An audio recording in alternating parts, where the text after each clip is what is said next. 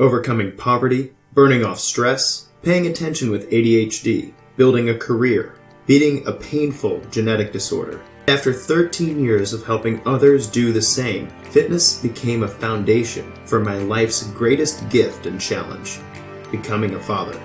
My name's Alex Van Houten, and I believe that what I eat, how I move, and what habits I live by are the rock upon which I build my physical, psychological, and spiritual well-being. And whatever I do will rub off on my kids and my community. Welcome to Defining Dad Bod, where we work to untangle the messy knots of the health and fitness industry as if your children's lives depended on it. Because they do. This is where we decide to make our bodies stand for something bigger than ourselves. This is where we find practical wisdom to live by, one powerful conversation at a time. May the words spoken here inspire you to keep moving forward no matter where you are. Who knows who you could be if you could become 1% better every single day.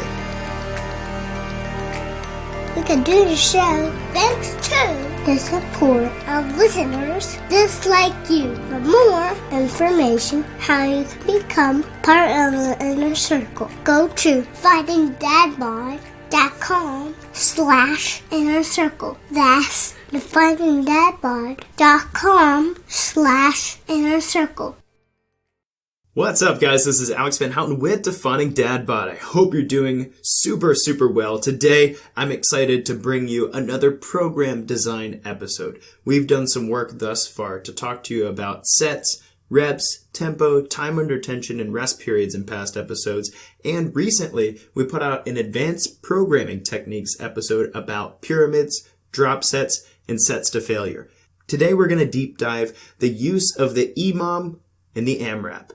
If you've spent any time around a CrossFit studio, then you might think that the EMOM and the AMRAP are actual CrossFit workouts. And although CrossFit was really helpful in popularizing these tools, today we're going to talk about how to actually use them, because there's some robust research around using these methodologies in your training. And like all aspects of training, if you use them intelligently, it can accelerate your results and give you some structure and differentiation in your program. Before we dive into the AMRAP and EMOM, just a couple pieces of housekeeping.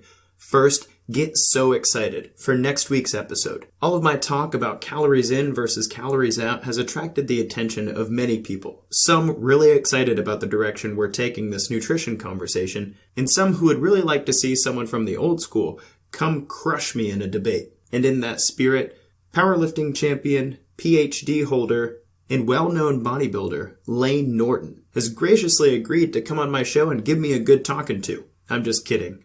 About the good talking to, that is. Layne Norton will be on the show next week, and I'm really excited for you to hear that conversation. While the people following our work on social media would have loved a knockdown, drag-out debate, Layne and I got to deep dive the nitty-gritty with regard to nutrition programming for our clients. You'll hear his thoughts and mine on short-term versus long-term goals, and some of the tools that we use in our coaching to help people really get with a nutrition program that will work well for them for the long haul. I won't ruin the debate for you, and I'm excited for you to hear where we were the same and where we differed.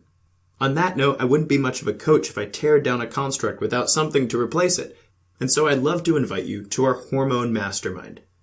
Registration closes July 31st for our August launch, and those who have already registered with the early bird discount voted that our mastermind go Wednesday nights at 7 p.m. The link's in the show notes below, and if you still want to dive into that, we're going to spend 4 weeks going through the hormone pyramid and challenging you to make changes in your nutrition and lifestyle to get your hormones working for you rather than against you. And in that intimate setting, we're going to make it practical for you in your life while you can ask the questions that you need to ask to get yourself and your family on board. One of the guys registered for the mastermind said that he's really excited about how this is really going to kickstart his nutrition and lifestyle while his kids go back to school in August. And if he can keep it up, then he'll be ready for the holidays and to start 2020 on the right foot. I love that thought process and couldn't have said it better myself. The registration link is definingdadbod.com/shop/hormone mastermind. And lastly, before this conversation about advanced programming techniques, I wanted to say thank you for those of you who've reached out to encourage me in the work that I'm doing. Thank you for telling me what kind of difference it's making in your life. Thank you for the reviews that you've left, both on Defining Dad Bod's Facebook page and on iTunes. And thank you for subscribing, for liking, for sharing, and for commenting on the work that we're doing here. Your personal goals and triumphs inspire me to continue doing what I'm doing. And there's nothing more encouraging to me to know that the work we're doing here is helping you become better every single day. I'm honored to be in your corner. Keep fighting the good fight, and thanks for telling me about it. Now let's talk about how every minute on the minute, and as many reps as possible, might find their places in your workout routine.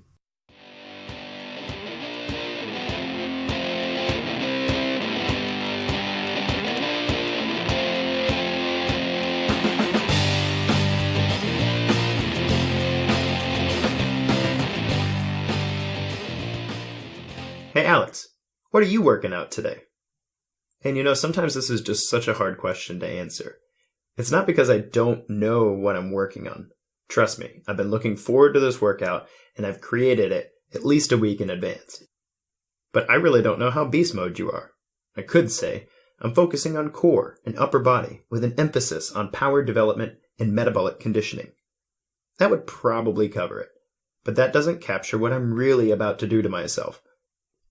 Or I could say, today's my athletic conditioning day. I have a progressive EMOM of clean and jerks, over-the-box jumps and pull-ups, followed by an AMRAP of a 250-meter row with a 10-second scooter pull for 10 minutes. It's gonna be epic. Really, it's the difference between kindergarten and senior year of high school. And with that being the case, I want you to understand my senioritis, so you can work out more like a ninja of know-how, and less like my 5-year-old nephew. And so today we're going to build on our conversation of advanced programming techniques. Last time I talked to you about this, we were doing supersets, we were talking about pyramids, and we were talking about sets to failure. Today we're going to cover the AMRAP and the EMOM. Wait, EMOM and AMRAP? Yep, EMOMs and AMRAPs aren't people. They're acronyms for constructs within programming that go beyond that of simply manipulating the 5 acute variables of traditional resistance training. And if you'll remember those from episode 12, those are sets, reps, tempo, time under tension, and rest periods.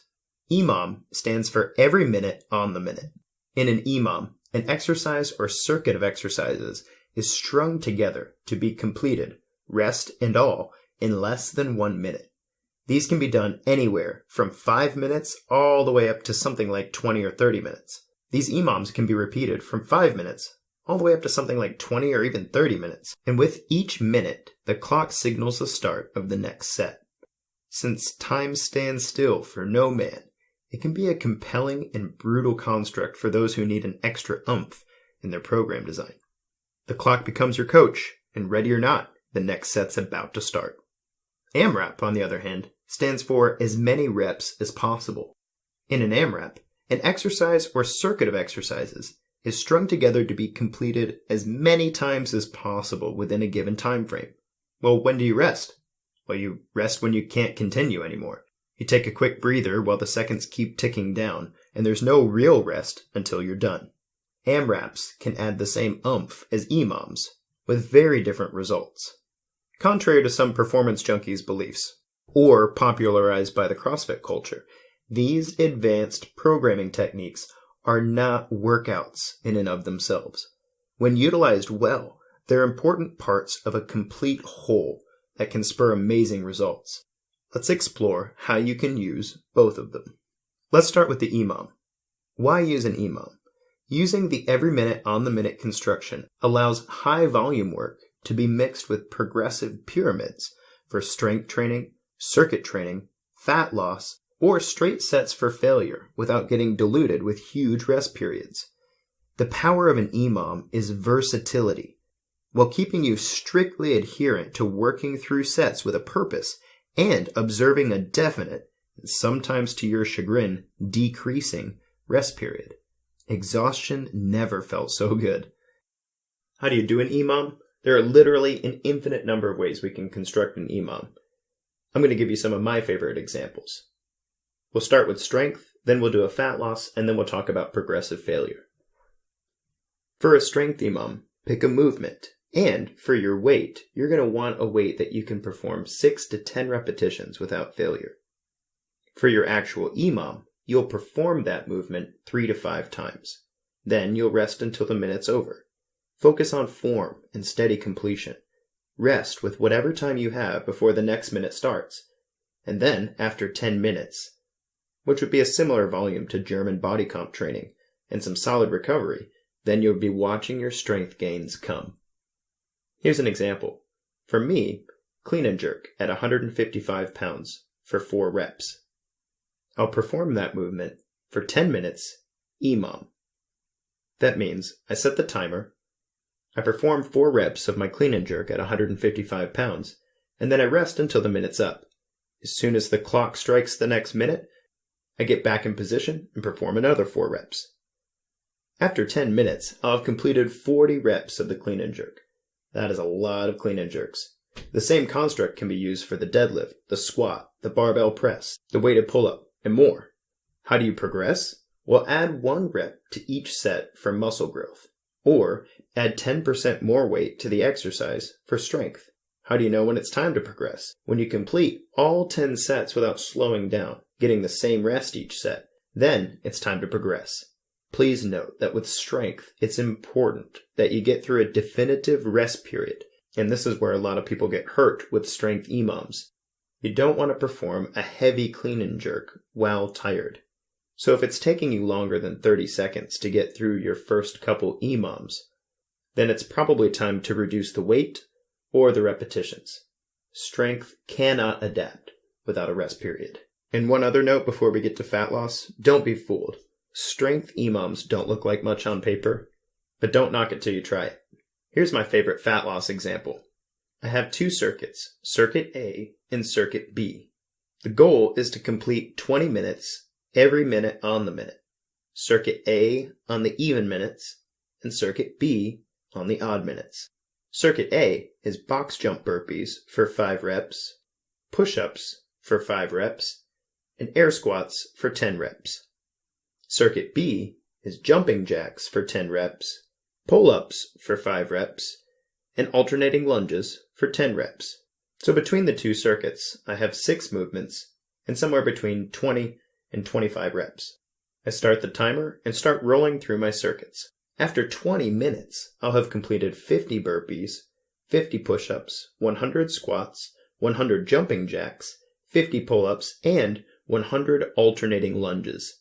That is a full body workout. Notice that this EMOM has a lot more work per set and will likely leave you quite a bit more winded than the strength EMOM. That's because you end up with a lot less rest between sets.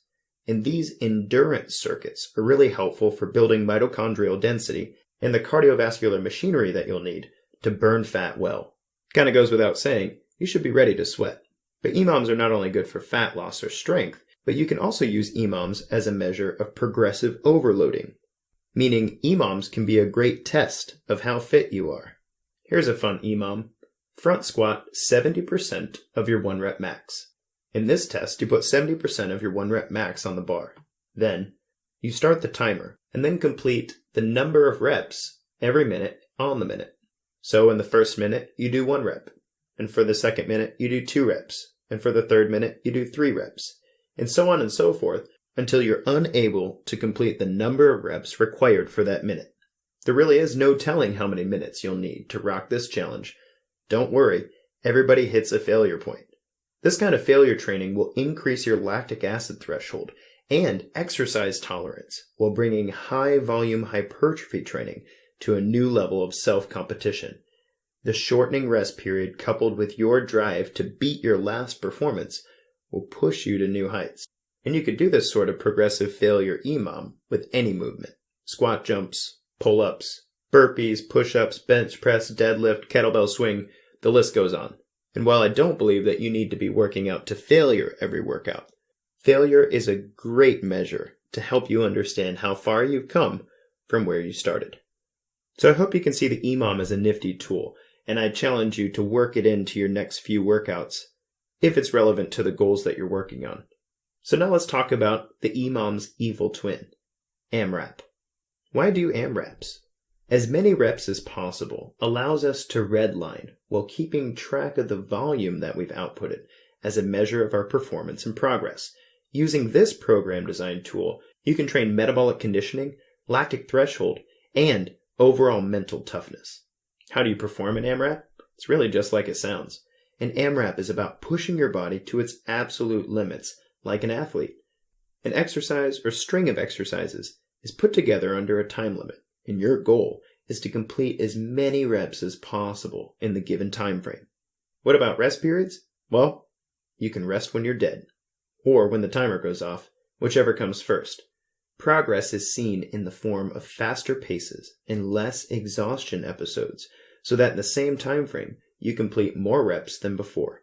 It's a pretty simple concept.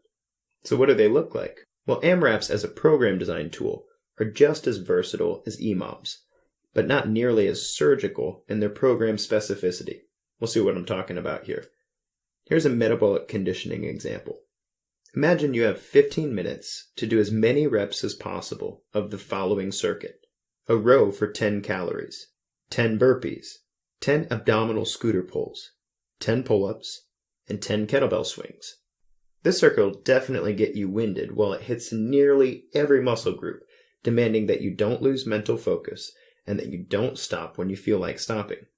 Please note that while we do want to be metabolically conditioned, that not all of our metabolic conditioning should look like this. This is just a programming example, and generally lends itself to the high-intensity sort of training that I would ask people do in the later phases of training. What about a lactic threshold training example? Here we would string together exercises that require the same muscle groups. Let's say in 7 minutes, I want you to complete 5 deadlifts at 70% of your 1 rep max, 10 box jumps, 10 alternating reverse goblet lunges, and 15 wall balls.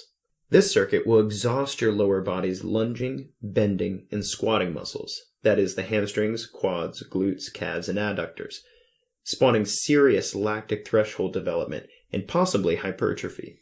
This is a similar style training to what researchers call escalating density training, but it's a bit more controlled than that, as we're not working to failure for each movement. A lower or upper body focused AMRAP can force growth and progress by pitting you against yourself and not allowing you to slack off. It's not for the weak of body or mind. Before you start messing with AMRAPs, here's an important note about them. Exhaustion of mind and body is the point, but be warned that one should not perform any lifts that you're not 150% comfortable with. Be aware that high-impact plyometric movements, like really high box jumps, for example, or very technical lifts, like the snatch, for instance, are the most likely culprits to result in injury when your nervous system and your musculature are too exhausted to perform the movement with precision or accuracy. It's one thing to dig deep. It's another to force your body to injure itself against its better judgment. So now I hope you're one step closer to being a programming ninja. EMOMs and AMRAPs are not people with strange names. They're workout constructs that can help you plan more efficiently, push yourself more purposefully, and track your progress. They're also rough as Hades and not for the casual gym goer. So I hope the next gym selfie or video you post is showing you on the fitness floor finding your inner athlete with me. And if anyone asks you what you're doing, I hope you'll tell them the same thing I will. I'm in the athletic phase. You're welcome to join me, but I'm really not going to try to waste my breath explaining this. This has been Alex Van Houten with Defining Dad Bod. I hope this was helpful to you, and if you need to see some examples of how you can use EMOMs and AMRAPs in your own workout, I've posted a few workouts to the Defining Dad Bod Inner Circle you can go check out. Until next time, guys, kick butt, take names.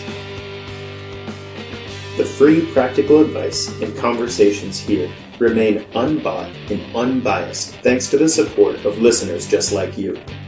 For more information on how you can become a part of the inner circle of Defining Dad Bod, go to definingdadbod.com/inner circle.